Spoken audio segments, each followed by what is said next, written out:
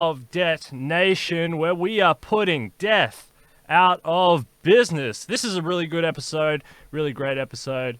It's Dr. Edward Hudgins over there from Washington, D.C. and Maryland. He's got an extensive profile. I'll let you talk your way through it, but your education is fantastic. I'm familiar with a lot of the educational places that you've been because I studied at ANU.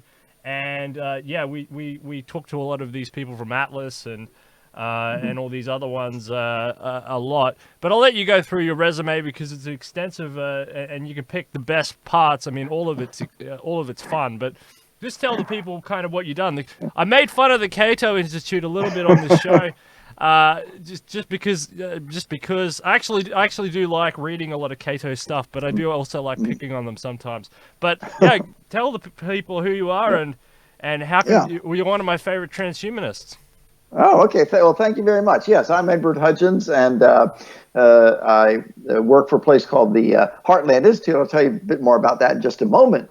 But yeah, my background is I have an education in government, politics. I originally majored in physics and astronomy, which you may gather from the pictures on the wall here. I'm still a big amateur astronomer, but I've done science, and I've got a bachelor's degree at Maryland University, master's at American University, PhD at Catholic University. Even though I'm secular, it's still a very fine institution in political philosophy and international relations. But a lot of political theory, and my career has really been in public policy. I worked for the Heritage Foundation, it's a free market think tank here in the United States. I developed a thing called an index of economic freedom, the idea to measure just how free a country is and to be able to quantify it, not just say, well, I think this one's better than this one, and then to take and say which particular policies, tax policy, trade policy, whatever, leads to the most prosperity, the most economic growth, and these kinds of things. This is a concept I came up with there at Heritage. I did a lot of international economic development work. I worked on Capitol Hill for the U.S. Congress, Joint Economic Committee, worked at as you mentioned, the Cato Institute, mainly doing regulatory policy. When I was at Cato, I did a conference and came up with this book on space, The Free Market Frontier. Makes great stocking stuffer, by the way, for holidays. And worked at the Atlas Society, as in Atlas Shrugged, and we were more promoting not just public policy, but the ideas that the human mind can do anything, that our future is bright. And I've been working of late at a group called the Heartland Institute, which focuses on public policy as well. And a lot of my work has been on, first of all, what I call science and technology policy. For example, in this country, we can talk about this a little bit later, it takes about 10 to 12 years and $2.9 billion to bring a new medication from research laboratory to your local pharmacy or to your doctor's office and to you. And a lot of that is the regulatory system that's supposed to be protecting your health and safety, but in fact, more people die just waiting for the medication. So I do things like that, space policy, but more and more trying to enlighten people about a couple of very important things. First of all, exponential technologies are going to be changing this world and the labor market, perhaps more so and faster than even in 200 years, even since the Industrial Revolution began. And we have pushback in this country, and I know elsewhere, both from left and right, interestingly enough. And so I'm trying to put out the ideas that, no, you're mistaken. This is a great benefit for humanity. We're on the verge of something that's incredible. We already see it. The fact that I am talking to you right now on this technology, the fact that 12 years ago, this thing didn't exist, right? And now everyone has these things. This is remarkable. Again, you look at nanotechnology, you look at biotech especially, and I'm very interested in that, and trying to enlighten people the fact that this is what the future can be, but there's a couple of things that we need. Number one, of course, we need a system that allows for innovation, that allows for entrepreneurs to create stuff like this. That's absolutely crucial. We need an education system that helps create the kind of innovative thinking and knowledgeable people who are going to make this revolution. In this country, in the United States, we have a huge disconnect. There are 1.6 million more job openings in the United States than there are unemployed people.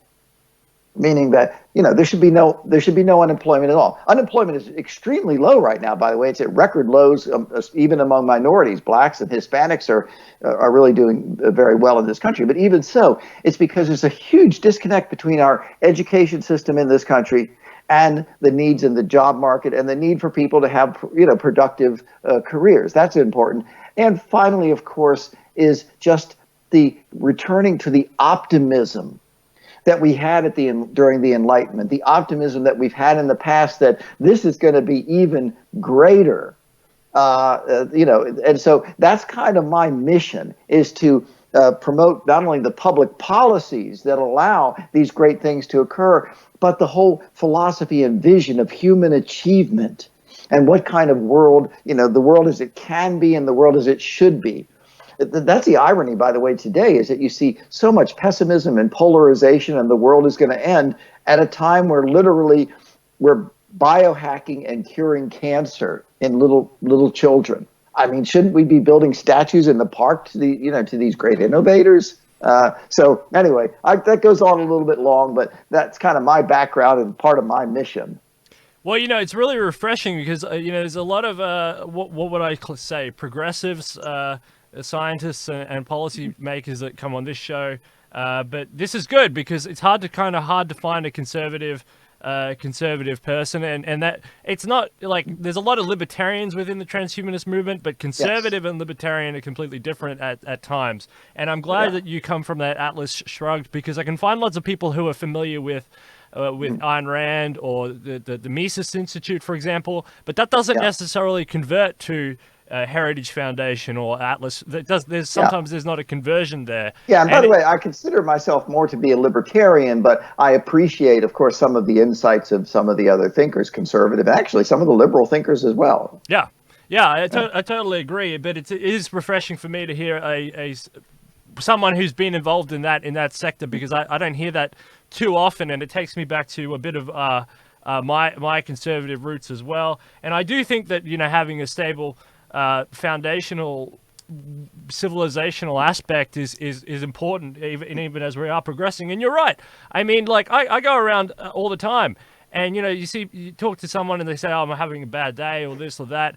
And I'm thinking, wow, you've got like cars, and you've got mobile phones, and you've got trains, and you've got planes, and you've got whatever, and it's all happening. I mean, that's amazing. You've got the internet, and it's like how can you, in that certain context, it's like how can you? It must be because people become acclimated to the actual amount of change that's happened in their lives, and the amount of innovation that's happened, and the actual health span, and people have become used to it, and they don't see the actual change around. And in a way, that's kind of exciting, that people are so used to this amount of transhumanist technologies, and the trains, and the planes, and the automobiles, and the access to medicine and all that. But at the same time, we're only on the beginning of the curve, and we've got a long way to go. And we've got things like the FDA.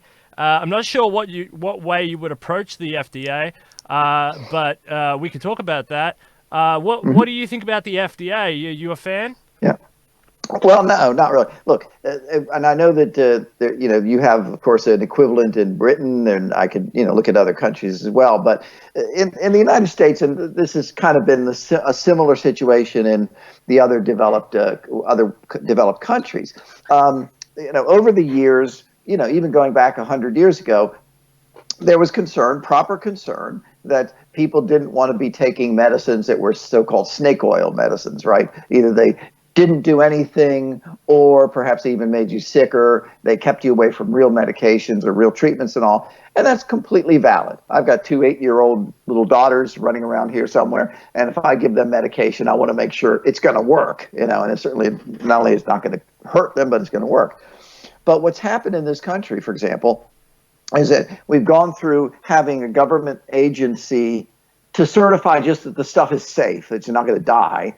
and the labeling is correct, that if it says it's got, whatever in it, well, it actually has whatever it is, and so forth. Two, in 1962, in this country, there was a problem with thalidomide, and mainly in Great Britain, where it was being used by pregnant women, and it caused birth defects. Now, fortunately, that didn't happen in the United States, but there was a big panic over here.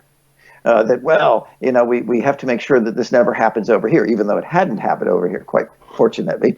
And so the Food and Drug Administration in this country, and you see this reproduced in other countries as well, was given legal power to certify the safety and the efficacy of new drugs and medications, and medical devices too, incidentally. And safety we can understand, okay? That you don't get sick, you don't die, or maybe it's it's safe for people, except for people who have diabetes or who have heart conditions or whatever, okay? But efficacy, well, okay, you can understand that. Is it 50% effective, or is it effective more in men than women? Is it effective for people who are older than 50 or younger than 50? There's all these technical issues you have to deal with, and again, that's quite valid. But what happened is that you got a huge bureaucracy built up in this country, devoted to making sure that stuff is efficacious, and more it got to be just plain stupid. For example, in the early 1990s, and I'll tell you a little bit about that in just a second, there was the FDA tried to classify essentially a urine sample cup as a medical device in the same category as heart valves. Now, is that stupid or what? Now, fortunately, it went to court, and the court said this is, beyond your jurisdiction. But one of the things that happened, and this kind of leads up to what is the alternative, you might say, to the current situation. Because right now, again, in this country, there was a study done by Tufts Center in Boston that found that it's cost $2.9 billion to bring a new product to market. It takes 10 to 12 years. That's from research lab to market, includes capital costs and all those other kinds of things. Well, in the 1980s, unfortunately, in this country and around the world, you had the AIDS epidemic pop up out of nowhere. It wasn't like cancer. It wasn't like other diseases that had been around for a while. There had been a lot of scientists trying to figure out the problem. It came out of nowhere, and suddenly, at its height in this country, in the early 90s, 50,000 people were dying each year of AIDS. That's almost as many people as died during the whole Americans who died during the whole Vietnam War. I mean, that was a complete catastrophe. And fortunately, the AIDS activists, the people suffering from AIDS, weren't simply going to sit back and die quietly, because they knew that there were products being tested. And the FDA says, well, hey, we got to wait a little bit longer. We got another couple of years. We got to check this thing out and all. And they're saying, we don't have another couple of years. Okay. We want stuff now. And so what happened in 1992 is this was a regulatory change, by the way, in this country. It wasn't done by the Congress, even though Congress put a lot of pressure on the government at the time. A parallel track was created in this country for AIDS medications. Now, there are a lot of restrictions on it, but what it meant was this, that if there had been a product that had passed safety tests, right, it's safe, individuals could petition to get access to that medicine if they were not in the clinical trial. What happens is once a medication passes safety test, it goes into clinical trials, and you have one placebo group and you have another group that's getting the medication and all of this sort of thing, right? And that was the way things were. But here's the thing: if you weren't in the placebo, or if you weren't in the trial group, you could petition to have access to that medication anyway, right? And in fact, between the time that a particular medication was being tested and was actually approved in 1995, something like 12,000 people had access to that medication who might not have had access before, and probably were alive because of that. This was incredible. And so it was a parallel track just created for AIDS, right? What we've been advocating is that we should have essentially a free-to-choose medicine track so that any medication in this country that passes safety tests and at least one efficacy trial, right? The manufacturer could choose to offer it on this free to choose medicine track, and it would be up to the patient and their doctors about whether they want to access that medicine or not, or they could just use what's already available, or they could wait for something else to come out. Here's the key, and this gets into your transhumanist and futurist issues. If a medication is offered on that parallel track, all the information about patient use, with privacy protected, of course, would go into a trade-off evaluation drug database, meaning that you would have a database being built up in real time about how the product is being used. And doctors and patients would have access to that database, and researchers would have access to that database. Think of it this way. If you want to study tigers, are you going to learn more about tigers studying them in a zoo, in a cage, or in the wild? Are you going to have a better chance of understanding how a drug works if you study it in, well, let's see, we're going to do this placebo, this test from these, we're going to have this group and this group, we'll see how things work. And then we're going to have this group and this group, and they're going to be over 50 and over 50 in placebo, and then we're going to do this and this. Or do you study them in the wild and just let the data roll in, so to speak? And that's a way. And what's interesting is it's being done right now. The Food and Drug Administration has that kind of a setup to test products that have already been approved for the market. So they can, because they're always changing labels, right? They can't do everything. So they're always looking to see, do we have to change the labels? Do we have to say, well, it looks like this product is better for people with this, but it's not better for people with that. They're always doing that. And they already have a system set up like that. They're setting up a private company is setting up a consortium with the FDA to do this with medical devices. And big data are doing this right now in this country. They see big data and artificial intelligence as the wave of the future. And so we've got this 1962 agency that's behind times. Let me give you another really stupid idea. The Food and Drug Administration in April posted its intention. They asked for comments on how exactly should they regulate artificial AI software as a medical device. So anyway, you see why this is an interesting issue, and why we really, and again, for transhumanists who want to live, long, healthy lives, I'm absolutely there. But I say you have to sometimes start with looking at the little things and saying, well, what do we have right now? Where are we right now? And what can we do to move the ball forward and to raise people's consciousness about the fact that, sometimes when we talk about this problem, people say, well, who's going to pay for the Alzheimer's treatments? There are no Alzheimer's treatments right now that work. And one of the reasons is if you're a small innovative company, right, you can't afford $2 or $3 billion. Well, you just you give up very quickly, right? So anyway, it's very exciting that these reforms could really open up the whole medical area to this futurist medicines. But isn't Mexico a black market black market country? Isn't it functioning? Isn't it doing that wild tiger function right now? Well, not exactly. Here's the thing. There's a lot of, you really have to look at exactly what the mechanism is.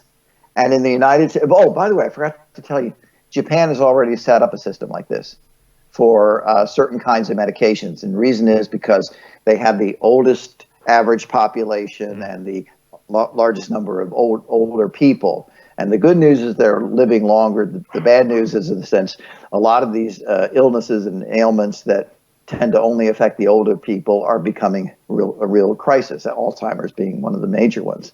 So Japan is already doing this. The problem is that you really need to have a system where we know there's some credibility. For example, China, interestingly enough, is coming up with some very interesting innovations itself, but it's still questionable about exactly how sound their whole system is. So yeah, what you'd want is some kind of a system in which that it's credible. So the United Kingdom, Switzerland, France, most of the industrialized countries would probably be able to do this. Again, Mexico doesn't have this kind of trade-off evaluation drug database.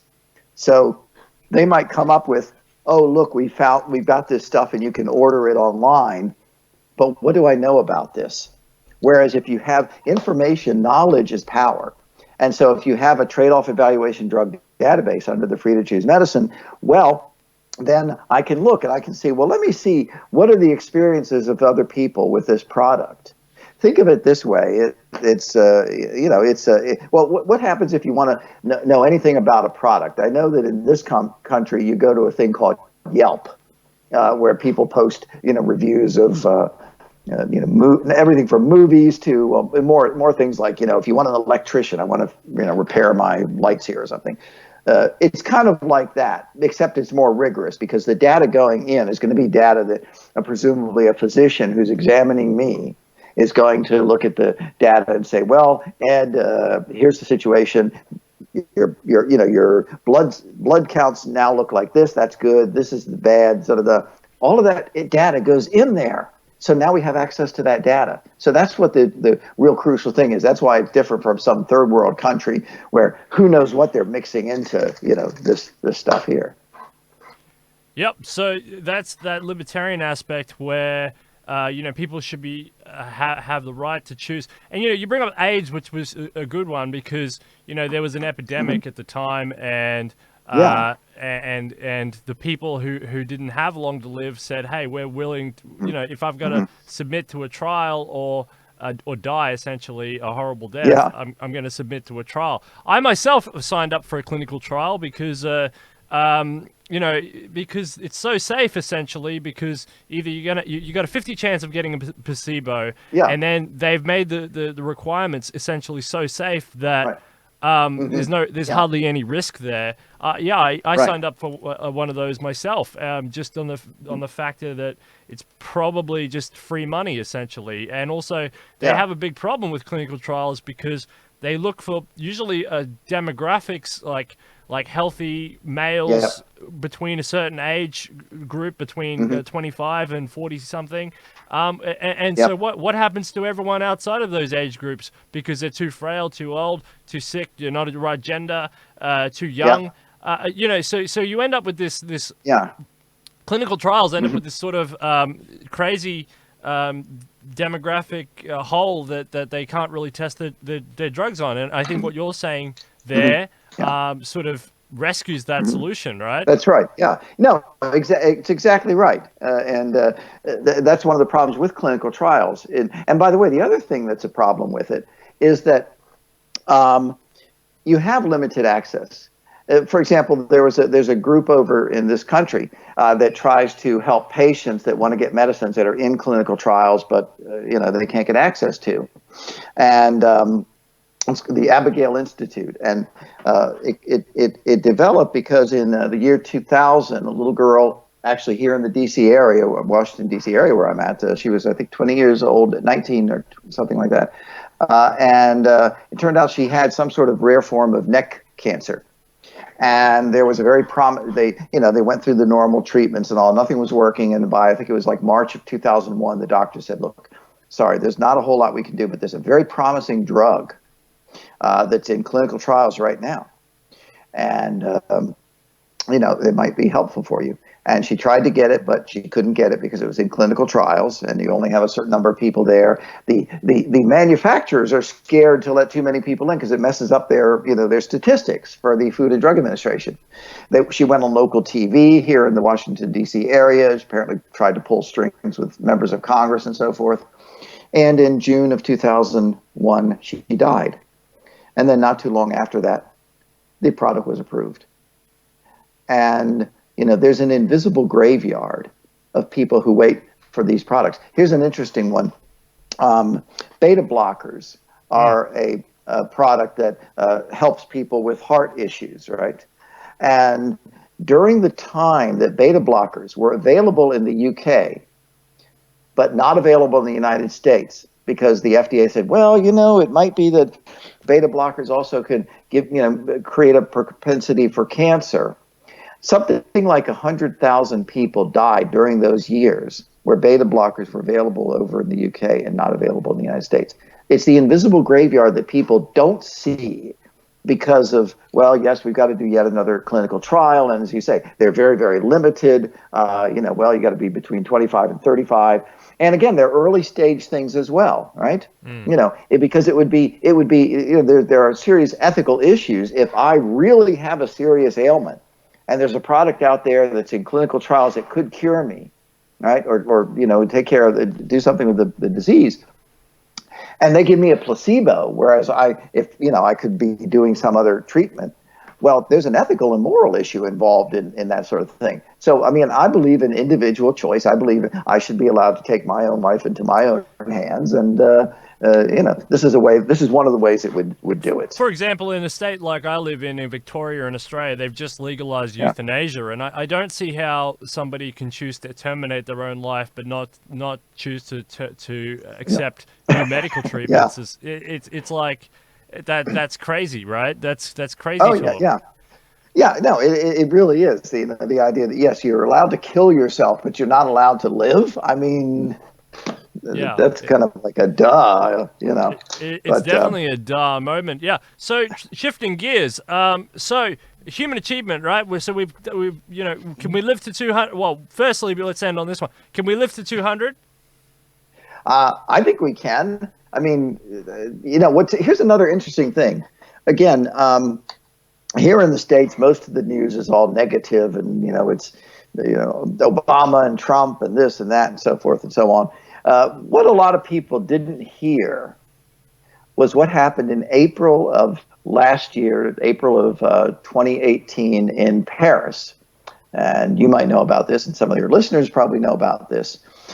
What we know right now, to give you the backstory, is that our research has shown that each chromosome has these little things called telomeres on the end. It's like the little shoelace. I don't have shoelaces on, so I can't give you a demonstration right now. And that every time the chromosome reproduces, the little telomere gets a little bit smaller and smaller and smaller and smaller and smaller. And then pretty soon it's not there anymore, and the cell doesn't reproduce, and you start wrinkling up and looking like me, and well, there it is. In the internal organs, the same thing happens. That's called aging. Senescence, if you want to get technical about it, right? Okay, well, we now have a good understanding of that's the process that goes on, and we have some understanding of what, there's certain critters that don't undergo senescence. There's a thing called a hydra. It's a little teeny micro thingy like that, and so forth. But here's the thing. In Paris last year, scientists, after something like 20 years of research, were able to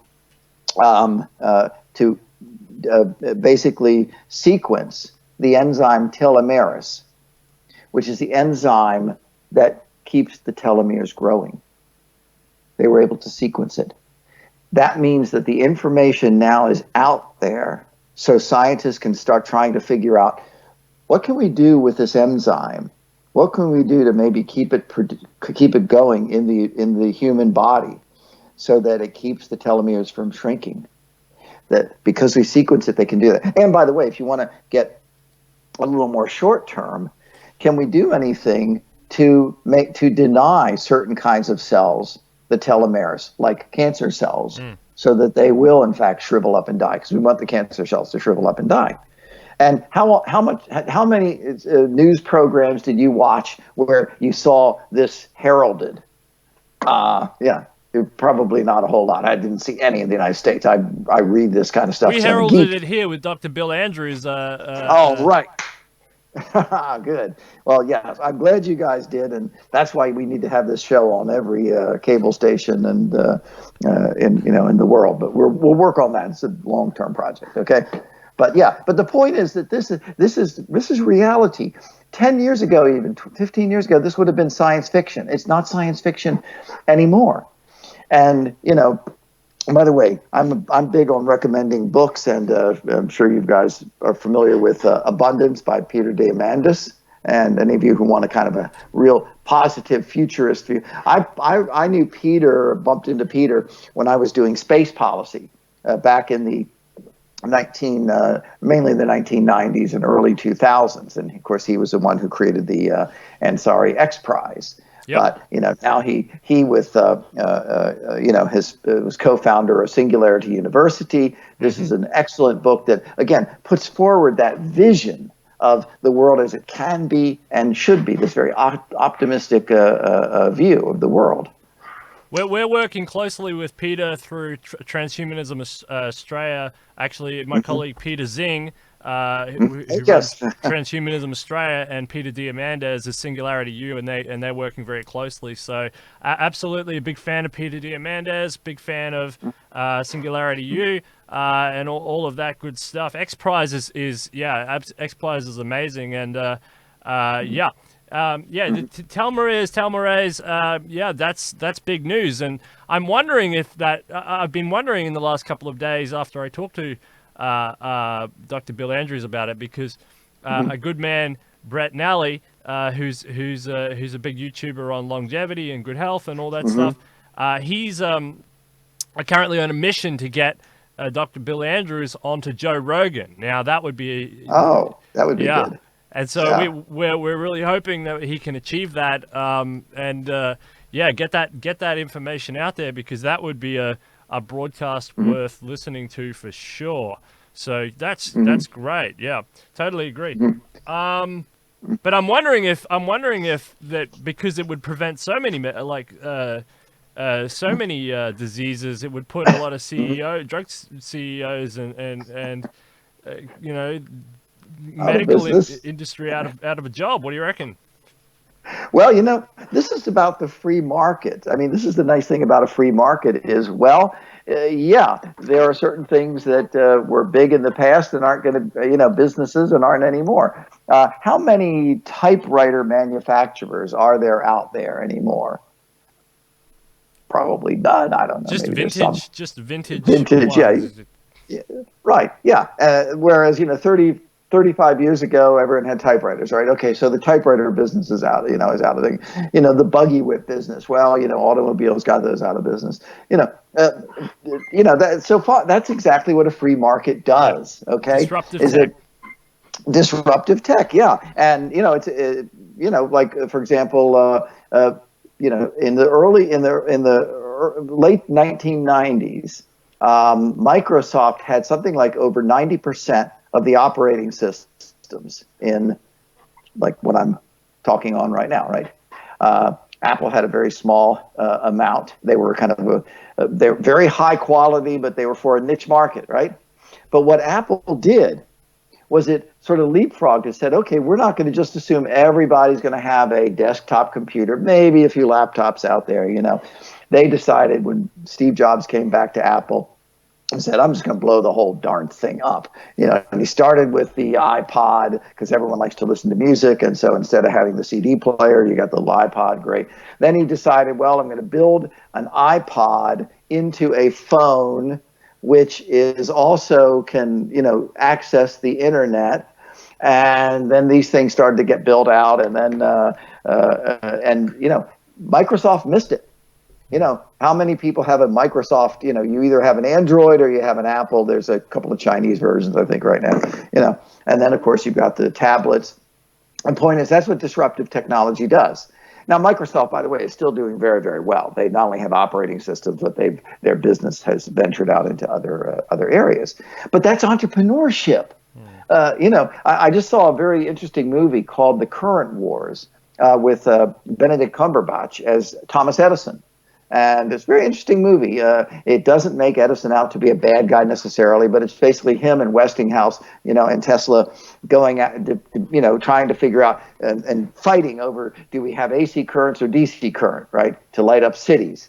It's a very interesting movie, not only from a historical perspective, but because it's showing what that entrepreneurial spirit was back then. Edison is trying to figure out, he tried at least 6,000 filaments for the light bulb before he found one that would actually burn for more than like 10 minutes. 6,000. I keep telling my kids when they get frustrated, I say, this guy right here, Thomas Edison, there we go. Where's Edison? Oh, you see him over there. This guy tried 6,000 times and failed, and they finally got it right after 6,000 times, right? That's the entrepreneurial spirit, that we have in this country and, have in other countries as well. And I want to see that it's that spirit, So yes, so fine. So some drug manufacturers will be out of work, but you know what? One of the big things now is, of course, and I'm not.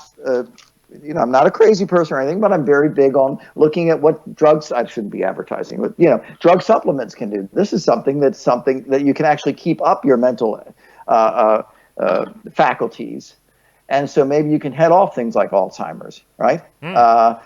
Could do a whole show on these sorts of things. And so, by the way, I want to talk just a little bit. I want to get a little philosophical or a little theoretical because I think this is incredibly important. And this is an error I bump up against sometimes with conservatives, even as well as people on the other side, more on the left or progressive side. Back in the early 1800s, when machinery was coming in, the Industrial Revolution was really gearing up in Britain. The fear, and this is and Marx expressed this, by the way, and this was his whole theory, is that, well, let's say you have a workhouse, and it's got 50 women are working in it, and the 50 women produce 100 shirts a day. 50 women produce 100 shirts a day. Okay, so the manufacturer, the capitalist, says, I'm going to put a machine in that workhouse. So now you can, instead of 50 women, you fire half of them because you only need 25 women. And instead of putting out 100 shirts a day, you're putting out 1,000 shirts a day, right? Well, the fear was this. Well, you're going to have all these, and then you have the same things happening over here in the furniture, manufacturing facility, and same thing is happening in these other production facilities. So what's going to happen is that you're going to have masses of unemployed people, masses of poor people, and maybe they'll even cut the wages of the people who are still working because if they don't like it too bad, they're going to be out on the street too. So the rich are going to get richer and richer, and fewer. The poor are going to get poorer. There's masses and masses of poor people, and we're going to have a communist revolution or something like that. That's not what happened. And what's important is to understand why it didn't happen, because it's very, very relevant today. When you ask this question, who's going to buy those thousands of shirts that are now being produced for an incredibly low price because there's only 25 women making them and there's 1,000 of them a day? What happened, in fact, is that the price of shirts went down and down, right? And so more people could buy shirts, including poor people. And the profit margins for producing shirts went down and down because there's so many of them now, right? And so what did investors do? They said, well, okay, we're still going to keep the shirt factory, but we're going to take some of those profits and we're going to make, we're going to make steel, because if we make more steel, then we can sell steel to the people who are making the carriages and later, of course, automobiles. So now you have the steel works and you get, and you have the same process going on there. And the more the steel works industrialize and bring in machines, the less people they need to produce more steel. But now the people who are going to use the steel to make airplanes have to hire engineers, right? And so the point is, yes, everyone benefits. Somebody has to buy those shirts. Somebody has to buy those carriages or automobiles. That's what Henry Ford did. So the point is that, yes, you're creating demand because you're creating more productivity and more stuff. My father, 88 years old, just turned 88, a wonderful man. I love my father and mother. And he spent his life as a truck driver in the United States here, basically delivering bread. And he was able to raise 6 children on a salary. Now, why was it? Well, yeah, part of it was because he was, they had a union here, and so they were able to get some good benefits. That's nice. But did he work more and harder than, say, a medieval peasant? No, he worked very hard. Hard-working man, taught me to work hard. But the point is, his labor was much more valuable because we had such a productive society. And now think of what the average person in this country or in Australia or in the UK or anywhere in the world will be able to buy as we become more and more prosperous because of exponential technology. Yeah. And so that's what I think. That's what I think when I jump on a train. I love paying for a train just because I can say, wow, I can access something a king or queen in the medieval time couldn't access, and I can do it on the cheap. I can do it for a few cents on the dollar. You know, this is the most amazing thing ever. I can jump on the internet or even go to McDonald's for free and access global information and download anything essentially I want within reason for pennies on the dollar, if not free. This is the most amazing thing ever. And yeah, you're right. It's the value of labor, right? So this is kind of an interesting point because I like this talk about Karl Marx, and I mean, you can see why he wrote Das Kapital or whatever, because the labor, the workers were put under some horrific in horrific conditions, right? I mean, there was in the UK there was kids getting lots of limbs going off and horrific conditions and the asthma and the smog and all that. I can kind of see and understand why he came up with this notion, but at the same time, the workers' revolution never really materialized. The Russian Revolution of the 1990s wasn't really the Bolshevik Revolution or whatever wasn't really a workers' revolution. It was a political revolution. We haven't really had that. What do you think about a UBI? Do you think that Eleanor Roosevelt, for example, was saying that the end of work was going to happen after World War II or whatever? But what do you think about a UBI? Do you think that this time is different? Do you think that the automation is going to be too much and we are going to be put out of work, or do you think that there is a lot of work still to go for entrepreneurs and that we're on a new work curve where productivity, where reskilling, retooling is going to be different? Yeah, I think the latter. First of all, the idea of a universal basic income in this country, here are a couple of problems with that. First of all, in one sense, we already have it with the welfare state. If you're a poor person in the United States here, and I know this is the case in other countries because I've looked at those countries, you get food stamps for your children. You get a special subsidy if you have children. You get food stamps whether you have kids or not. You get rent support in this country.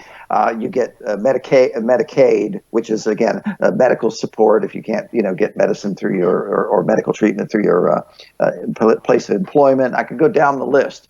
And there have been studies about if you're this poor, here's how much you can access. And there's federal programs and there's state programs and there are even local like city programs. So you already have that sort of situation in this country, and it's much more usually than, for example, in this country, it's popular among some of the presidential candidates, and even some of our friends like Zoltan and some others to say, well, what about $1,000 a month? Everyone gets $1,000 a month. That's $12,000. Well, what do you do with the fact that a family right now on welfare is getting $25,000 or $30,000? Do you say we're going to just add the $12,000 on top of that, or do you take the 25 or 30 away? And what about the fact that Ed Hudgins, who is living in a fairly prosperous area here of Maryland, is going to get the same amount as some poor inner city person up here in Baltimore? There's an issue there. There's also the issue of how you're going to pay for it. And again, here I have to disagree with some of my friends. They say, well, we should sell off all of the government land in the United States. Well, I think it's not a bad idea in and of itself, but there are several problems with that. Problem number one is if you dump too much stuff on the market, the value of it goes down, right? Yeah, exactly. The other thing is, what you do when you talk about selling off land, what you're talking about is, let's say, pick a number of how many trillions of dollars you need to give everybody $12,000 a year. Let's just say it's $2 trillion, okay? You have to find $2 trillion worth of stuff that people are willing to part with to get a piece of land in the middle of a desert out in the west of the United States, right?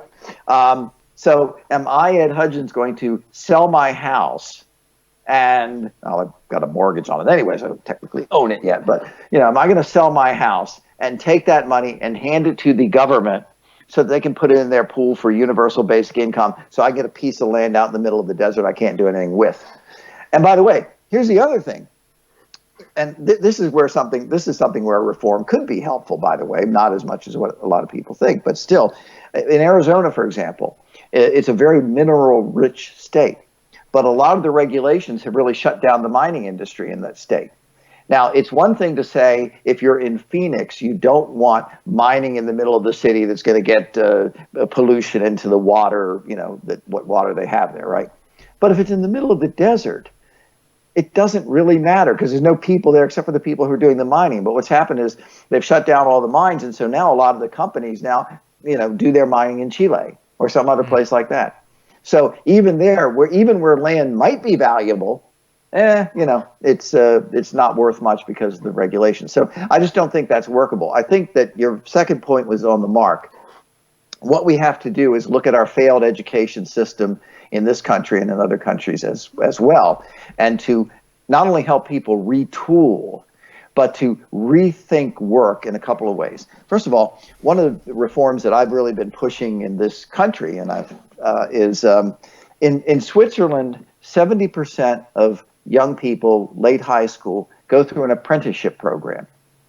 Now, apprenticeships in the United States, most apprenticeships are in things like the construction industry and things like that. And there's nothing wrong with that, by the way, because somebody goes into one of those industries probably is going to make a really good amount of money right out of the door. If you're an electrician in this country, you don't have a 4-year college education, but you're going to make a lot of money, okay?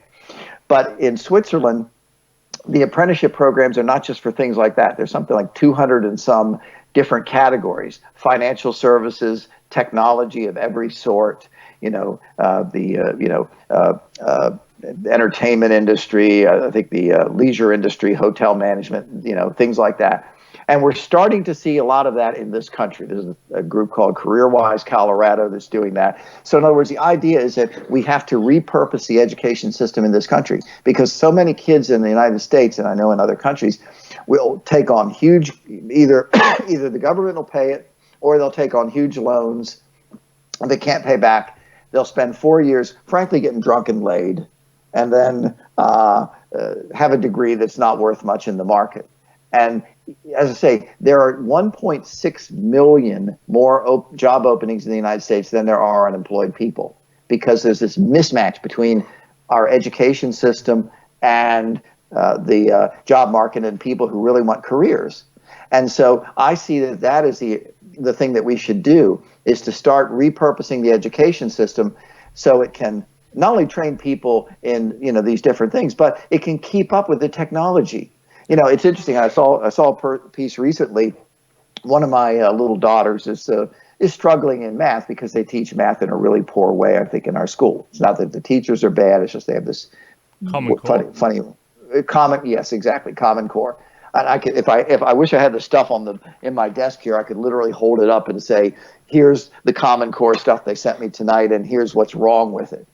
I had a Common Core reading thing where they talked about, you're supposed to do the reading, and then you're supposed to have, answer questions about it. This is for third graders.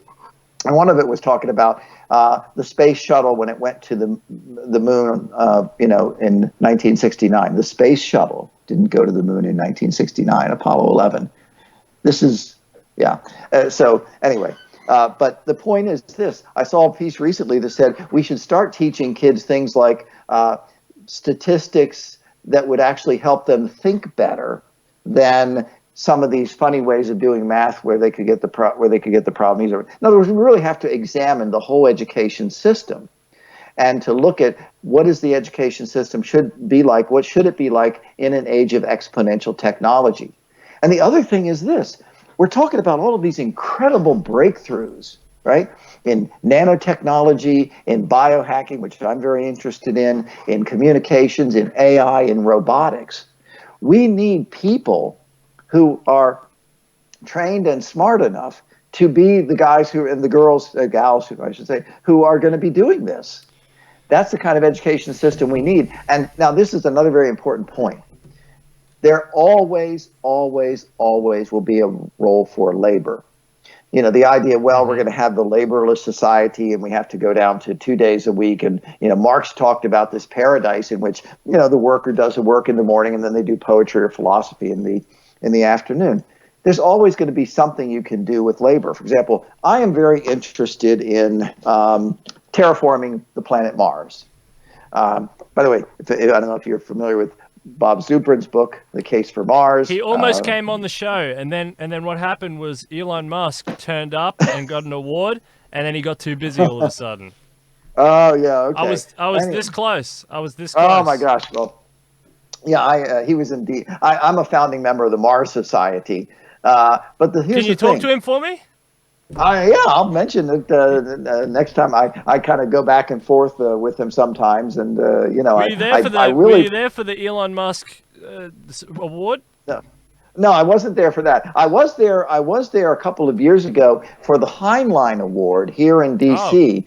That was given to Jeff Bezos for his rocket engines, and so I got to meet Jeff Bezos, who's doing great stuff. That is really cool. Are you familiar with Isaac Arthur by any chance? Isaac who? Isaac Arthur.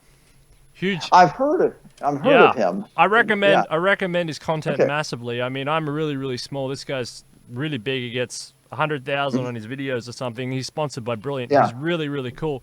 But anyway, I accidentally made a war between him and the Mars Society on the show because he advocates going to the moon as opposed to Mars first. And it's like, it's one of those big contentious issues, right? Moon or Mars. Yes. I know. And Bezos wants to go to the moon first. I say you could probably do both of them. I think Mars is, in a sense, more exciting because I do think it should be another habitat for humanity. But here's the thing. Think about this.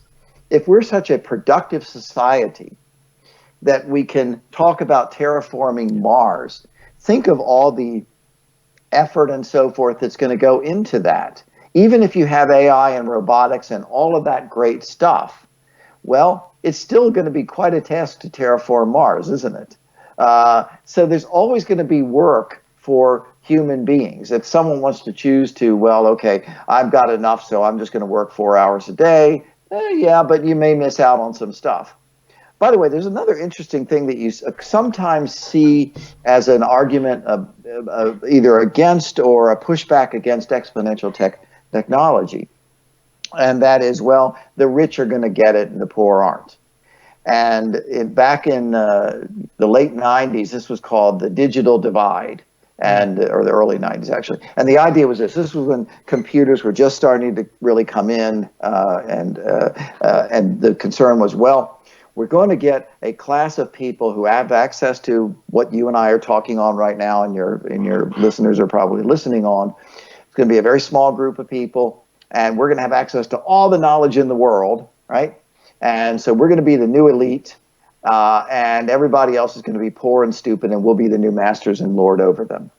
Well, wrong. Wrong. Look, what happened was, of course, you had beta users. The first ones of these things, I'm holding up a smartphone for those of you who maybe, I don't know if you're listening and not watching. The first ones of them were kind of clunky, but they sort of did what they were supposed to do, and they were really great novelty. But what happened is, of course, every generation with Moore's law, it gets better, right? And now everybody has these things, and they've only been around for 12 years. Yeah. Tablets, the same sort of thing. So, I've seen, and I've published pieces on this, of this mainly comes from the political left. The political right has different objections, some of them, that is. But it's, well, only the rich people will get it, and therefore it's bad. It's like, no, the rich people are going to be the beta users of biohacking, okay? They're going to be the ones that get experimented on first. And then it's going to get, you're right, because it's expensive at the start. It's the Genome Project, the Internet, the IT, information technology. There's a whole raft of examples of how, even, you're talking about education before, and I wanted to just quickly mention that, something like Khan Academy has done a great job at innovating massively in the education field. It's just that it's just so new. I mean, it's so many thousands of millions of people have benefited from it, but it's so new that there's no way of really integrating it into a formal context, because the infrastructure of universities, that's so old and it's so established, and they've got all the gold stars and they got all the good professors there and everything like that, that society sort of recognizes that as the medium. But with Khan Academy and these sorts of innovations, there's no real ticket you can print out and say, oh, by the way, I've got a Khan Academy certificate, and it actually means something because it's so new. But things like this, I mean, this is transformative, and it's only going to take a little while before this sort of educational technology catches up. And this goes right hand in hand with your point of the elites hoarding all the information. Well, no. I mean, Khan Academy is something that everybody can access. It's basically free, if not free. I mean, with Elon Musk's Starlink thing, the Wi-Fi is soon about to going to be all over the world. It's going to be ubiquitous. Just they're talking about the Internet of Things. So information technology, information will be everywhere and ubiquitous. It'll be up to the individual whether or not they want to access it. But and it's just a bit of a culture shock. It's just so new, it's so promising, it's so quick, it's so effective, and society is just going, how do we integrate this? And at the moment they've chosen just to go, okay, that's interesting, but let's set it aside and let's go with the old established way just for now. But there's a tipping point there, and with increased automation, AI, with increased technology, with enhanced social mobility and all this other stuff that's happening, these technologies that are already out there, these Khan Academies, this ubiquitous information technology is catching up, and it'll have to soon integrate. Or what is society doing? Well, yeah. I mean, what will happen, by the way, is it will either integrate, or, for example, in this country, you mentioned the universities.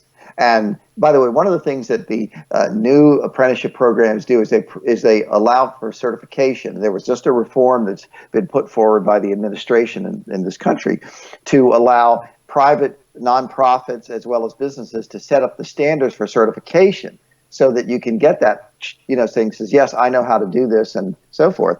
But a couple of important things. One of the interesting things about Peter's book, Abundance, everybody should read it. I did a review of this book. It's an excellent book. Any of you who are interested in sort of exponential technology, this is a great start right here, okay? Is he talks about the revolution in the different areas, nanotech, obviously, robotics, AI, and so forth. One of the chapters in here that's one that still has to come, and you've just hit on it, is a revolution in education. And in this country, for example, we have a strange situation, is that enrollment in higher education is kind of plateauing in this country. Meaning universities have a lot of professors who, frankly, the stuff they put out is not very good. I'm very big on real good scholarship, but much of the stuff they put out is junk. It's publish or perish, and it's frankly useless junk. And it's a waste of human capital, by the way. These people could be doing something really productive instead of what they're wasting their times on. But I think that the university socialism. Yeah, it doesn't work very well. But there's another interesting book, by the way, just came out on robot proof. And this book is basically about how to, sort of looking at what happens, with the age of robotics, and do we get, how do you robot proof thing? And one of the things is going to be continuing education. But the idea is that universities, if they want to survive, are going to have to retool. They're going to have to rethink, the approach that went back, frankly, to the Middle Ages, because we're not in the Middle Ages anymore. And by the way, I'd also highly recommend, I disagree with him on some of the climate stuff. I think he's too alarmist here, but Steven Pinker's book, Enlightenment Now, again, and I recommend it to those. Again, I have a few reservations about this, that, and the other. Okay, fine. But, he's presenting the what the Enlightenment did. One of the interesting things he said, the best thing to happen to China is Mao Zedong died. And it was in the late 1970s. And I was working on these issues back starting in the mid 80s, by the way. I was part of the group that it was 30 years ago that I was part of the group that did the first free market conference in the Soviet Union, when all the dominoes were falling.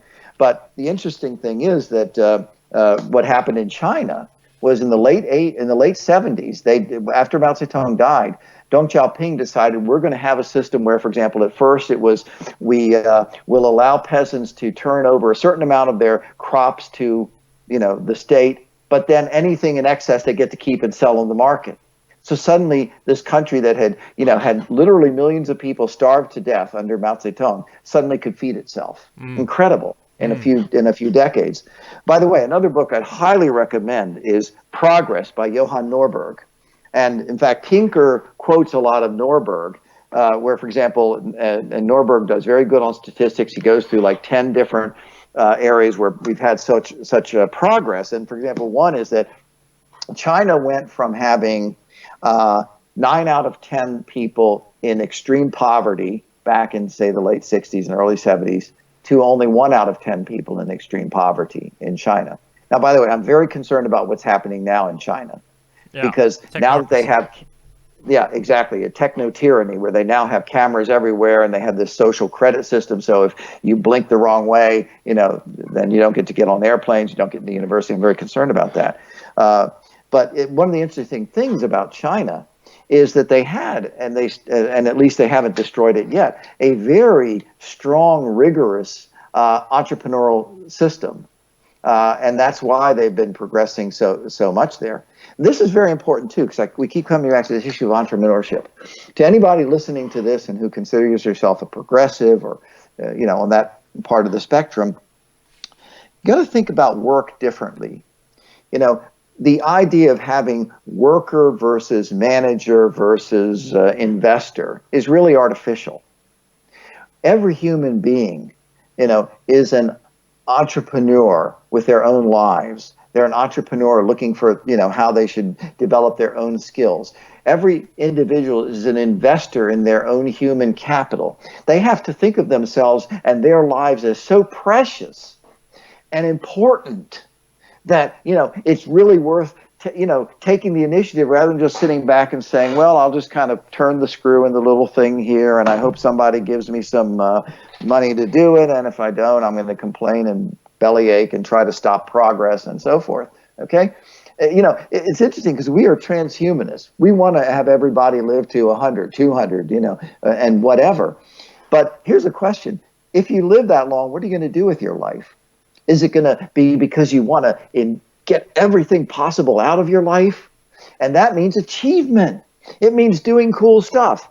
I like to say we're all achievers, whether we're nurturing a child to maturity or a business to profitability, whether we're writing a song or a poem or a business plan or a dissertation, whether you're laying the bricks to the building, designing the building, or arranging for its finance. We're all achievers, and we all have to take pride in our achievements. And that's what this technology and this progress is going to allow us to do as individuals, to realize our own dreams.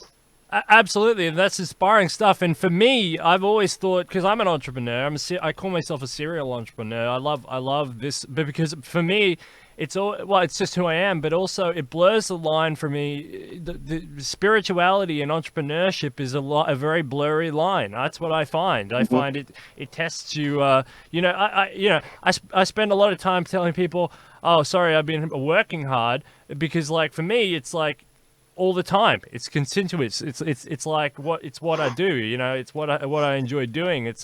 And for me, it's I think I've established for myself that line, that new sort of feel for what is work and what is not work. And when you're contacting certain people and coordinating different things, for me that's work. And then there's a line between those people and your other set of friends or whatever you have to do. It's a very blurry line between the spiritual relationship with yourself and entrepreneurship, and that's what I've always liked, and that's what I think. I totally agree. We need to celebrate Human Achievement Day now more than ever. I think that's what you wrote, right? Because human achievers go beyond. They rise out of when Galileo rose out of that tyrannical system of misinformation and rose out of it and said, no, I tell you what, I know mathematics a little bit better than you guys, and I can work out that the sun is definitely at the center of the universe, and you can attack me all you want,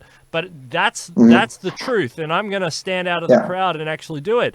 I don't know what his next door neighbor's name is, because his next door neighbor didn't stand out of the crowd and go beyond. You know what I mean?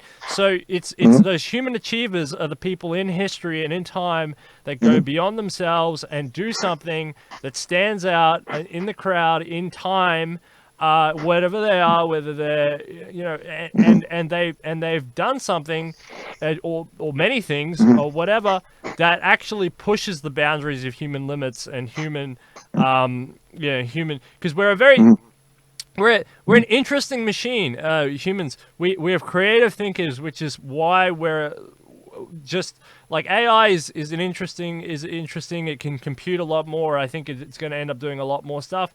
But we're creative, and I think that's we have a unique sense of creativity. And as a low functioning sort of 22 kilowatt an hour machine or whatever we are, it's amazing that we can come up with some of these things. You know, and we have a certain drive. You're talking about Thomas Edison, you know, sitting there doing an experiment 6,000 times over and over and over until he finally hits it, because he kind of knew this is possible. I don't know when it's possible. I don't know how I got to do it or what, but you know, eventually he did it. So there's so many great human achievers, whether they're explorers.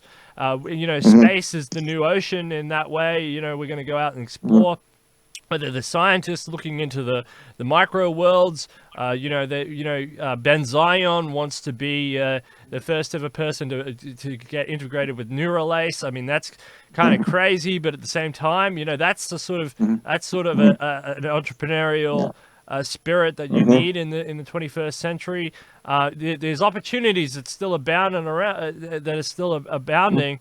It's I think one thing that, you know, America, going back to education and human achievers, America is such a big country. It's a superpower. It has superpower problems, you know, and investing in human capital is not 100% up there, because you've got a lot to worry about. You've got infrastructure, you've got, you know, wars you got to do, you got social healthcare systems and science, and you got a lot, you know. A small country like Sweden, it doesn't have that much infrastructure. It doesn't have that many problems. So investing in high human capital is absolutely important for them, because without high human capital, they can't really survive as a country. That's kind of the core of who they are. And Estonia would be another country like that. Sweden would be another country like that. You have to invest in your people, otherwise your country it dies. In larger populations, there are more problems to worry about. So actually, the fact that you're talking about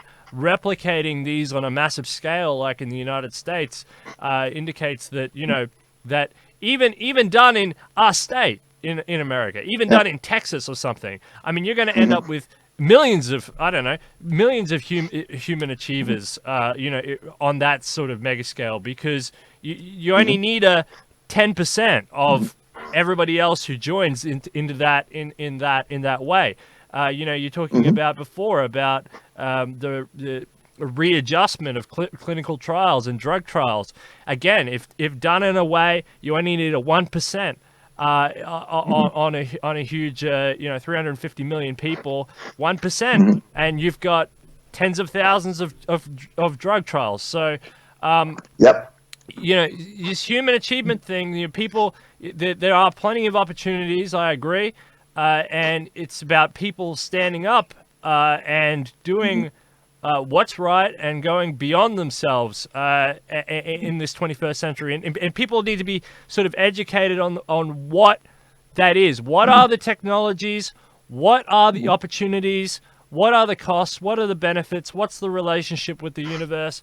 And once people understand those limits and where the playground is and how it shifts, then they'll be able to find themselves. I think a lot of people just don't understand where those limits are or what the talking points are, and I think that's what we need to move next. Where is it? Absolutely. I mean, in a sense, this is what the transhumanists and singularitarians and so forth, I think, can really do most. Is it's going to be a while before they get political, I think a lot of political impact, but to change the mindset, to change the expectations. In a sense, that's what the Enlightenment did originally. Is it was always believed that, well, human beings are always going to be ignorant. There's a very minimal amount of knowledge we can actually have. We really don't have any power over our environment. The poor will always be with us. The masses are always be poor. There's just no way we can do anything about that. And the Enlightenment changed that. It was because of Isaac Newton showing this is what is really possible. It was John Locke and, of course, the American founders saying this is what individuals can do if they're free to act. But it was changing people's mindsets to say that, no, we can change the world for the better. Progress in the real sense of the word is possible. That's a very, very, very modern concept.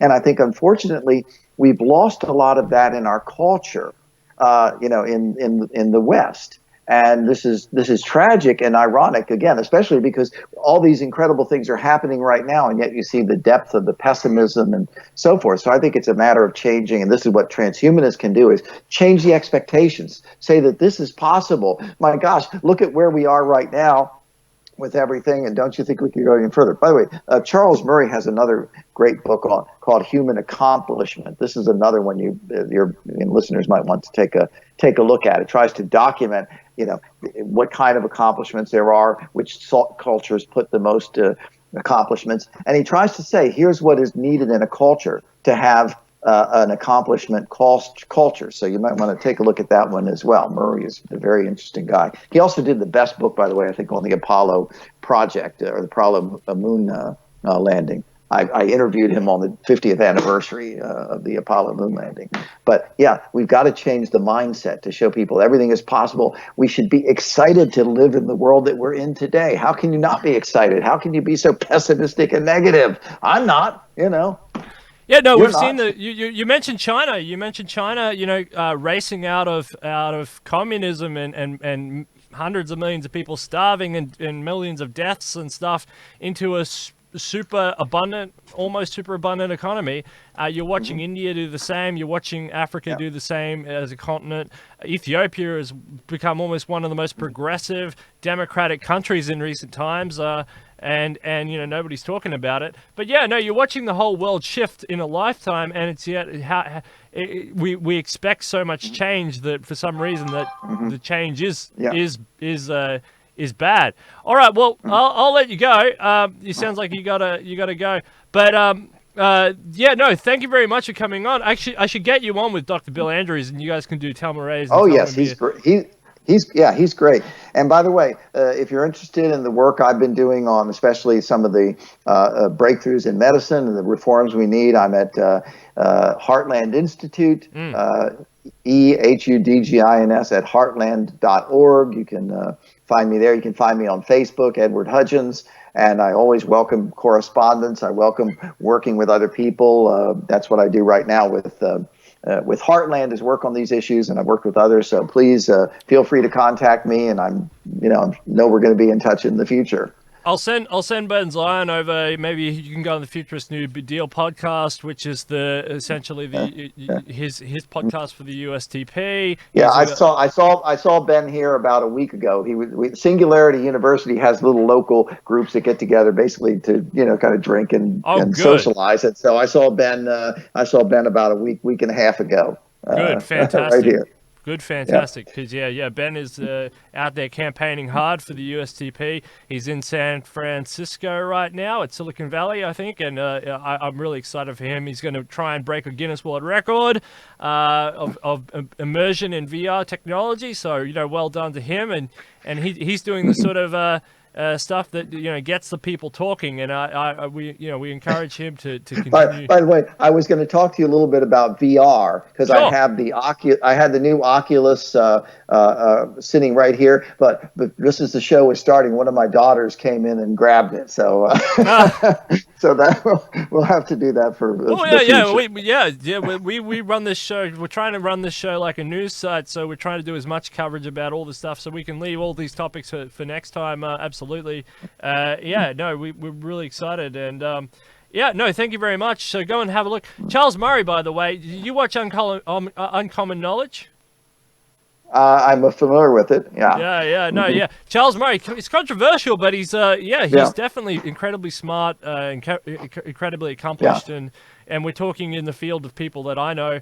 From that sort of conservative element. And he talks about an interesting theory. I'm not sure. I think it's Charles Murray about, the universities and the IQ, how you've had a sort of a genetic engineering going on there in the United States with these high IQ rich people that have been cohabiting and mating, and then you end up with a genetically higher stock. It's kind of an interesting theory. Though what's interesting is Murray came out with a book about 3 years ago And Peter Thiel, by the way, also endorses this. Basically, Murray's book was how, no, you do not need a 4-year college degree. And it's quite firm about that. And that's maybe, maybe you do a whole session on what needs to be done with education. And Murray's actually written a book, so it's not that, I'm not sure exactly, I don't exactly buy into the genetic stock theory, by the way. People who were looking at me or my family decades ago, they would have seen basically my mother's side of the family were poverty-stricken Italian peasants who came over here. Okay, my dad was, a working class, family from Virginia, and somehow they produced me. And I think that genetics only accounts for maybe half of it, is the current theory, but. I think it's more that everyone can do their best, and that it's really we need the institutional change so that everybody can, achieve, the greatest, whatever it happens to be. Yeah. Yeah, absolutely. And I was going to mention before as well, you just reminded me, because I was thinking about Fishtown and where the other town where Mitt Romney came from. And you said, the UBI thing, Mitt Romney basically lost the campaign because he said, I'm not concerned about the very poor. I remember that in 2011 or 2012. And it's kind of because he was saying, he cares about the middle class, staying in the middle class, but the very, very poor in America do have access to a lot of social services. Maybe that's not keeping up with inflation or something, I don't know, but they do have access. Historically, it's incredible. Oh, yeah. I mean, it's a big social safety net there in historical terms, where you can be on welfare and still own a car and still access medicine and air conditioner and everything. Massive. Yeah. By the way, here's the thing for a future show. We had a politician over here in the 80s, late 90s, named Jack Kemp. And Jack Kemp, he ran for vice president in 96, I think, with Bob Dole, lost. I don't know, you might call him a bleeding heart conservative. He went into the poor inner city projects in Washington, D.C., and worked with the poor people, saying, for example, you should own your housing. This is public housing in these big high rises, and the plumbing doesn't work. They're filthy. They're rat infested. They're drug deals in the hallway. You can't walk up the stairs without getting mugged. And that was the state of them. And Kemp went in there and said, "You guys should own this place. You public housing people. You should own the government housing. It should be sold to you, and then you can clean things up. You can clean up the hallways. You can get the plumbing fixed. You can drive out all the criminals and drug people." He wanted to go in, and he said, who needs freedom and liberty and opportunity more than the people in inner city Washington or Baltimore, right up the road from where I live here? And that's, I think, part of where the revolution can come from, is these folks, unfortunately, have been on the welfare system for generation after generation. Nothing has fundamentally changed. And I think that they're the ones who benefit most from, for example, a changed education system, from apprenticeship, so that, they can actually earn a real trade about the whole mindset. And, and again, I come from a working class background. I'm not some rich kid. I had to work. I had to clean toilets. I had to work in grocery stores. I had to do all that kind of stuff to go through college. My parents are wonderful people, but, they weren't rich, and they expected me to earn it. And I did. That's the kind of mindset that we need. And that's the kind of opportunities we have to, because think about, in this book, I keep plugging Peter's book. I hope maybe I get some royalties or something for this. He talks in this book about the bottom billion, about the billions of people in the world who, are the absolute poorest, and think if their creativity were unleashed. Yep. And I cut my teeth at the Heritage Foundation working on third world development, going to places like Kenya and Tanzania and, you name it. And so I have this vision of what people can accomplish. And it doesn't matter that if you're a poverty-stricken Italian peasant in Abruzzi, without electricity or anything, you can somehow come to America, and have kids, here, and then your grandkid basically can get a PhD and go through college. Isn't that inspirational? Isn't that the human spirit at its best? Yeah. And I think that's the kind of thing that we have to offer. Yeah, New York, literally, give me your huddled masses. Yeah, yeah, I totally agree, and it's that spirit that we need. You just reminded, yeah, socialism it's well intended in the most part, but there are incentives within liberty and freedom and individual, aspirations that are absolutely essential to human development, and that's something that's even think about the third world debt trap slash welfare trap where they give food for oil or this or that. If countries were allowed to develop, some of these countries that have been weaned onto aid money and stuff. Yeah. They're some of the most corrupt countries because it goes to the top, Yep. it goes to the leaders, goes to Yep. the politicians who get rich. They stuff their money in the Cayman Islands. They end up in New York somewhere, hanging out, having a great time while the country suffers. There's foodstuffs that are just left to rot. I mean, socialism can be well intended, but it does mess up incentives sometimes, and then there's unintended consequences. World organizations and all that, and sometimes that's why. I'm not a big. I don't go about this too much, but it's why I don't advocate a world government, because I do like competition between countries. Not unhealthy competition, not wars and all that, but competition. Because if you have a world government, it stops. I mean, you got nowhere else to go. You got to go to Mars. We got to hurry up and terraform Mars to get another government, because if you have one world government, when you make a law, that's it. It's game over. You can't go anywhere else. You can't just pick up out of your country and move to somewhere that's freer and better. I mean, at least if I don't like what's going on here, I have the option of maybe going to the United States, or I have maybe go to Europe, or maybe I can go to China if I really like that or something. But when there's a world government, it stops there. And these conservative institutions, at least they have those Americana spirit that promotes that sort of competitive notion. And that competitive notion plays out into law and governance and all these other aspects of the government field, which is just as important as any corporate field.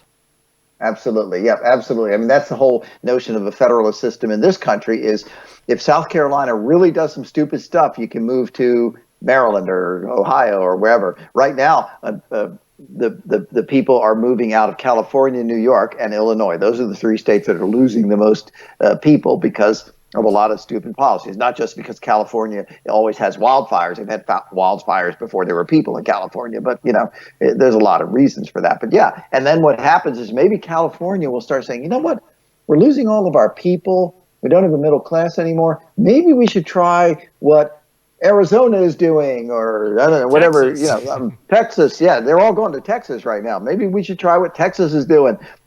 And then fine, that's what competition does. You're right, competition between institutions, and if things don't go so well in the UK or Australia, well, maybe try Europe, maybe try Switzerland. If Hong Kong stays Hong Kong, give that a shot. Oh, by the way, I'm a big fan of. I didn't know you were the guy who did the Economic Freedom Index. I always look at that, and because Australia is always it's okay. It's in the top 10 sometimes, and Singapore, obviously, one of my favorite countries actually, because it's not too far away from here. Always up there in the top 3, top 5. I love Singapore. Right. Yeah.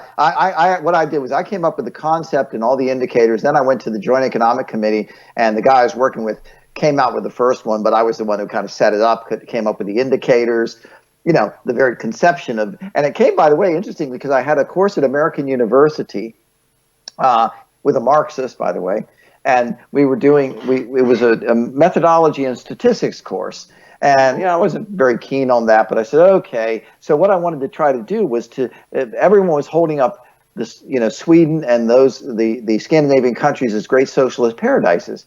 And I wanted to say, well, they really socialist paradises. So I started to try to see if there's some way I could measure, how well they're doing versus how well the United States is doing and other countries, and kind of intuitively figuring out which was freer.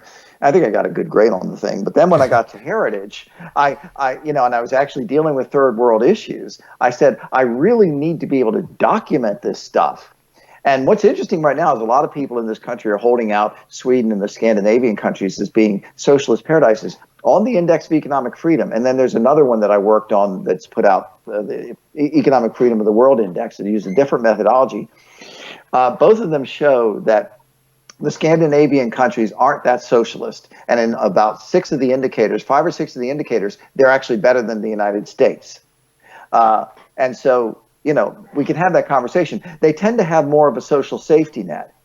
But in some of these other areas, they tend to be a lot freer than even the United States in terms of rule of law, protection of property rights, and some of these other kinds of things. And it's very interesting. By the way, when I mentioned that conference I did in December of 1989, first conference behind the Iron Curtain in the Soviet Union.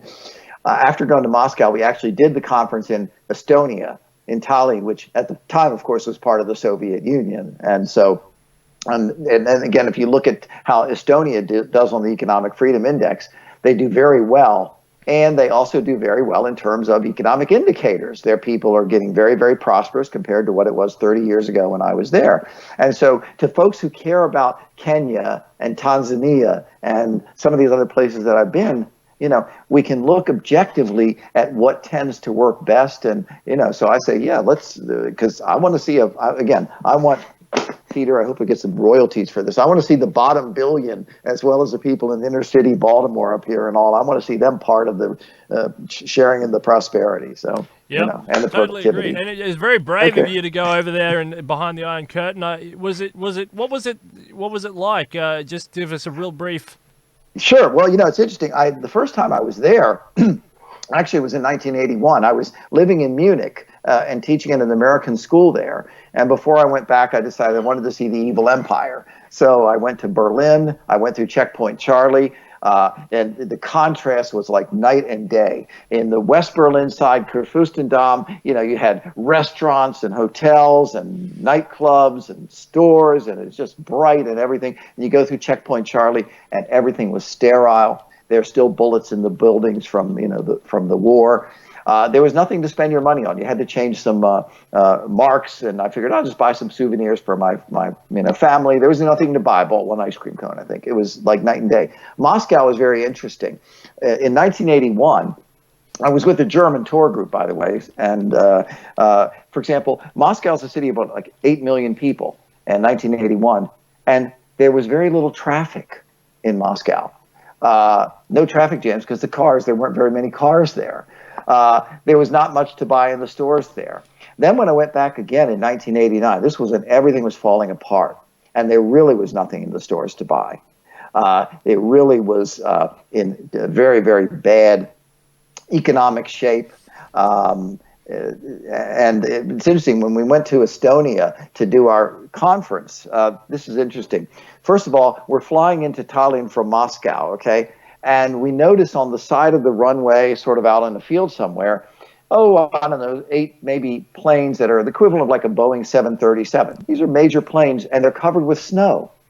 In this country, if you have a plane that's a 737 or something like that, basically it flies 18 hours a day, and then they spend the evening, making sure everything is okay and refurbishing it, and then it flies again. Huge pieces of capital equipment sitting there covered with snow because they can't get the parts or whatever. Maybe they probably cannibalize them for parts. We go into the guest house, where we're going to be staying, and it's pretty warm. And this is Russian winter, okay? This is cold, okay? And, we ask, well, how do you control the thermostats here? And they say, we just open the windows. That's their energy use. Okay, here's the real kicker. We're talking to the guy, and we're talking about the economic situation and this and that because we're about to do the conference. And he mentions the flammable water. And I say, wait, flammable water? He was speaking English, so it wasn't a translation. I said, you mean like water, like, a glass of water? He says, yeah, well, flammable. Yeah. And I said, what? We were like, what? And he says, well, here's the thing. We have military bases here, including an air base, apparently. And what happens is the way they determine whether a pilot gets his pay and his bonus and so forth is if he's flown his training missions. And the way they decide that is they look into the big fuel tanks to see if it's empty or not. And so what happens is that if they don't fly all their missions or whatever, they just dump the fuel into the ground. And you do that for 20 or 30 years, then the jet fuel gets into the water table. And so you have flammable water because That was the system and the incentives that they set up. So they had flammable water in Estonia. So That's it was a nuts. very What the? I don't know what I just I know. heard, but I just heard something insane. I don't know what I just heard just then. Yeah, and so for people who say, well, wouldn't you have a cleaner system? No, I was there. It was a horrible system. It was filthy. If you're an environmentalist, that's the last place on earth you want to be, is one of these places. Yeah, and they So it drained was Lake very interesting. Baikal or whatever. They drained the mega lakes, and yeah, because all the incentives are wrong. And that's the point. Is you don't know what the incentives are. That's the point. They couldn't distribute food. I mean, there was nothing. Yeah, Yeah. it's just horrible. All Yeah. right. Well, So anyway, but happily things are moving in the right direction. At least in Estonia is doing very well. So anyway. yeah, and Kimberly Forsyth was in Estonia. She was one of our UST primary candidates, and she was doing great work with aquifers and aqua farms and e-governance technology and a whole bunch of great stuff there in Estonia. And she said it's a great place to be. So By the we're happy they're way, see moving. this shirt that I'm wearing here? Very nice shirt. It's very comfortable and all. And I got this from an entrepreneur in Lithuania. Or no, was it Lithuania or Latvia? That I found online, and she produces these very intricate little things, and so wow, now I can order stuff from from the Baltic countries, and isn't it great? So anyway, a movie I really liked. Movie I really liked was Goodbye Lenin. Do you ever see that one? I didn't see that one. Have you seen Death of Stalin? Yes, funny. Oh, hilarious! Tragically funny. Hilarious. Yeah, I don't know if I'd laugh or cry or I don't know. It was almost too much, but it was great. It was, yeah. And by the way, another one, since on November 9th is going to be the 30th anniversary of the fall of the Berlin Wall. So I think we should mark that day as a very important day. And for anybody who's interested, see the movie The Lives of Others. It's in German, but there's English subtitle versions. If you have Netflix, you can see it on Netflix. It really gives a flavor for what it is like to be in a totalitarian country where everyone is looking at you and everyone is monitoring you, and you got to be careful about what you say. And that's what I'm worried about, China going back in that direction. But to mark the fall of the Berlin Wall, take a look at the movie The Lives of Others in German. It's available out there, and I think you'll appreciate living in a free country a little bit better if you see that. And if you want a comedy, check out Goodbye Stalin. It's Goodbye Lenin. It's really funny. The basic plot is the woman goes into this is the one where she was asleep and she was in a coma. Yes. Yeah, and then they have to pretend that it's all back to communist time, and there comes down there comes the Coca-Cola advert, and they're trying to say, it's not what it is. It's Stalinist times. It's everything's okay, otherwise she'll have a heart attack. But fantastic. You have been an absolute great guest. We're going to have you on again. I'll try and get you on with someone like Dr. Bill Andrews or Gennady Stolyarov II, the chairman. Or I know Gennady. Yep, he's I know Gennady. Fantastic guy, and really awesome. So or Ben Zion. We'll do a combo thing because we got a lot to talk about, a lot to say. And it'd be good to get you on because you got a lot. There's a lot there. I mean, there's a lot packed in. We can go across a lot of different subjects. So, education. Actually, there's a guy, Kristen Harris, who was a primary candidate, and he was full on about revolution of education and the apprenticeships thing. And I went for Trump. I went for Trump in 2016. And I'm not unashamedly, I'll say that. But because because he was better than Hillary Clinton in my head, just looking from an external perspective, but also free market guy. He was a businessman, even if he was a terrible one or a good one. I don't know about the whole tax thing. Who cares? But he does understand that businesses need some freedom and I'm not on board with the whole corporate socialism and corporate cronyism and corporate bailouts and all that. But I am on board with giving businesses more freedom, to operate and entrepreneurs to do stuff. And Hillary, for me, when she was touring, Midwest, wherever, and saying, we do need to expand your numbers of government employees all over the place, trying to buy huge blocks of votes, I didn't appreciate that at all. So I am kind of glad that Trump moved in there and has when he stood next to the piles of regulations and just chopped the EPA up, he should do that with the FDA as well. But there are some good good points in there and good innovations. Not all regulation is bad. There's some good regulation as well. But it's about that mix and that sensible balance. And America's got a long way to go on that. But thank goodness it was founded on freedom. Otherwise, you'd be founded on, like China, on the wrong thing, and you end up going in the wrong direction. Yep. Anyway, well, this has been great. Thank you very much, Dr. Edwards. It's been an absolute pleasure. So that's Detonation. We're putting death out of business. Thank you so much. We'll see you again. Okay, thank you very much. Take care.